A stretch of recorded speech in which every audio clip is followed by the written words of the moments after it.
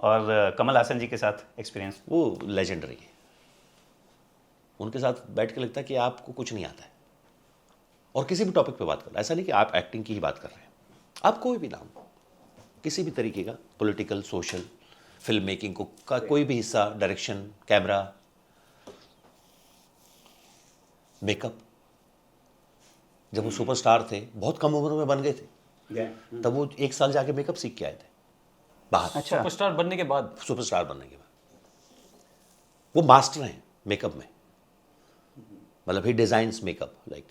उनकी मूवीज में ऐसे ही है, मतलब उन्होंने मुझे बताई थी कि जो चाची 420 ही डिजाइन इट। उसमें बहुत और टाइम उनका एक लगता है बैचमेट उनको। था ऑस्ट्रेलियन, जो जहां तक मुझे याद है, अगर मैं सही हूं, हो सकता है गलत इन्फॉर्मेशन हो, बट जहां तक मुझे याद पड़ता है उन्होंने वो डिजाइन किया। और उनका कोई बैचमेट था, जब वो मेकअप पढ़ रहे थे, उसने आके फिर उसको हेल्प की, क्योंकि खुद तो नहीं लगा सकते वो सब। And उसको आई थिंक घंटों लगते थे लगाने में, उतारने में, बहुत या time लगता 2.5 से था। 3 घंटे तो आराम से। Yeah. मतलब मैं अपने एक्सपीरियंस से बोल सकता हूँ, क्योंकि वहां तो वो और ज्यादा प्रोस्थेटिक था। जाने जा में ही 1.5-2 घंटे लगते थे। जो नॉर्मल बॉल्ड दिखाया गया है मुझे, उसको दिखाने में 1.5-2 घंटे आराम से लगते हैं। और फिर उसकी केयर पूरा दिन, क्योंकि वो उसके निकलने के चांस है, थोड़ा सा स्वेट हुआ वो निकल जाएगा and all that. It's really really really hard for an actor. बहुत मुश्किल होती है। ये बताइए, आप नेचुरली सबसे पहले ब्रेक आपको नेगेटिव रोल से मिल गया है। हाँ, आपको क्या लगता है कि नेगेटिव रोल आप ज़्यादा प्रेफर करेंगे या पॉजिटिव होना चाहिए, या पता है सर, तब तो ऐसा कुछ सोचा ही नहीं ना। जो मिल जाए। तब तो एक बार मिल जाए काम, कोई तो देखे ना पहले। क्योंकि ये बात मैं हर बार तो नहीं जाके बता पाऊंगा कि मैं एक एक्टर हूँ, कितनों को बताऊंगा, और एक टाइम पे एक को ही बता पाऊंगा। लेकिन अगर काम मिलेगा तो उस एक काम से शायद बहुत सारे लोगों को एक साथ पता चल सकेगा। तो ये बिल्कुल नहीं सोचा गया था उस दौर में, बस काम मिल जाए किसी तरह।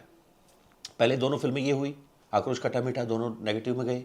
फिर एक फिल्म की हमने चिटगांव, तो उस फिल्म का बहुत कम जिक्र होता है, बट मनोज भाई, नवाज भाई, राजकुमार, मैं, सनी हिंदुजा सब थे उसमें, विजय वर्मा, सब उस फिल्म में थे। एक्चुअली जहां तक मुझे याद पड़ता है, उस फिल्म की वजह से मुझे वासीपुर मिली।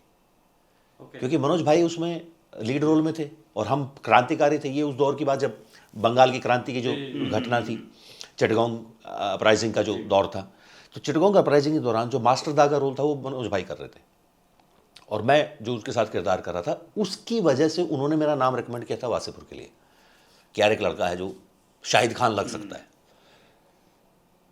वो पॉजिटिव था। मुझे लगता है शाहिद खान पूरी वासीपुर में एकमात्र पॉजिटिव आदमी था। वहां से जैसे ही वो मरा, पॉजिटिविटी खत्म हो गई थी। उसके बाद फैलान मच गया, वहां सब कुछ आउट ऑफ कंट्रोल हो गया। तो मुझे लगता है शाहिद खान और उसकी बीवी, ये दो सबसे सीधे साधे इंसान थे, अपना घर परिवार चलाने की कोशिश कर रहे थे बस। उसके बाद जो फैलान मचा, वहां कुछ सब नेगेटिव था। तो ऐसा लग गया। फिर कमांडो आ गई, उसने थोड़ा सा एकदम वो था ना कि typical Bollywood bad S villain type, उसने थोड़ा सा वो नॉमिनेट भी हो गया 2-4 जगहों पे, उसने वो इमेज क्रिएट कर दी। बट ऐसा मैंने बहुत ज़्यादा की नहीं है। फिर वासीपुर के बाद क्या नाम, ये हुआ कमांडो जो बड़ा नाम हुआ, then Gabbar is back again, CBI officer था, देन राजी केम। इतने नेगेटिव कैरेक्टर्स किए नहीं मैंने, पर वो जितने हुए ना वो पॉपअप ऐसे हुए कि अरे कमाल कर रहे हो तुम। फिर महाराज आ गई, महाराज ज्वेल थीफ आ गई ना। बट ऐसा नहीं है कि इसको करने में मजा आता है, उसको करने में। जब आप करते हो ना, जब आप हाँ भर देते हो, फिर आपको वो आपके लिए उस वक्त परफेक्ट होता है, चाहे वो फिर नेगेटिव शेड हो या पॉजिटिव शेड हो। और अभी तो डायरेक्ट बहुत कम फिल्में बची हैं जो प्योर नेगेटिव शेड है और प्योर पॉजिटिव शेड है। वो सब ग्रे में चल रहा है अभी। हीरो भी ग्रे है, विलन भी ग्रे है, अभी सब ग्रे है सर। और ओटीटी और मूवी में क्या अंतर है?